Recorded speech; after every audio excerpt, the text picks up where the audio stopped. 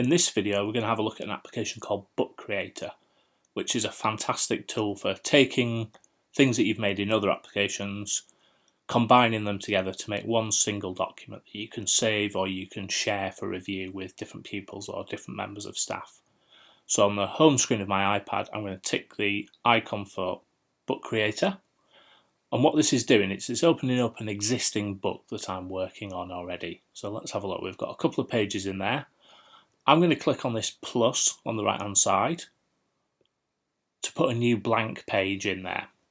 And it's really simple. All we do is look at the top right here. We've got a couple of options. So we can either use the plus or the I for information. If I want to add something new, I can click on the plus and I can either add some text in, so text here, and I can drop that on the page. I can move that wherever I want it to be. I can add a photo from my camera roll.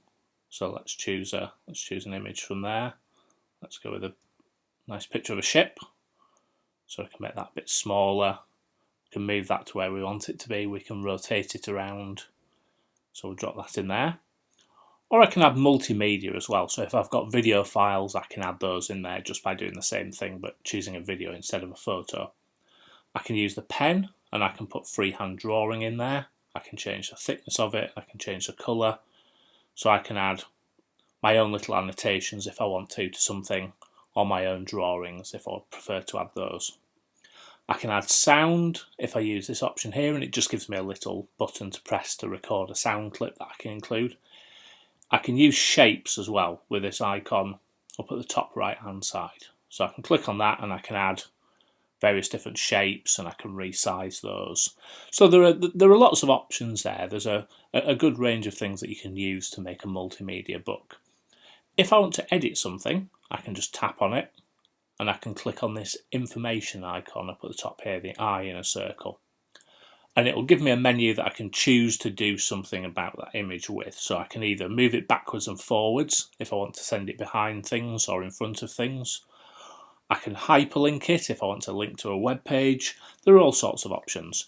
And that menu changes depending on what the thing is that I've clicked on. So if I choose some text, for example, and I choose information, it'll let me edit the size of that text with this drag screen handle here. It'll let me change the colour. And I can obviously change things like the font and shadow and whether it's left aligned or right aligned. So we've got, again, a number of different options as to how we want to do those things. So it's really just a case of experimenting, trying to put different things on the page, see what you end up with. Once you're happy with the book and you're finished, it's clicking this share icon up at the top right here, so the box with an arrow coming out of it. And then you've got a number of different options, really.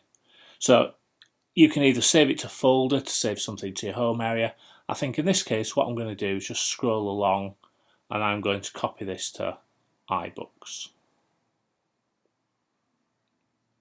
So I can read it as a regular iBook on my device and I can scroll through and then I can see the page that I've added there.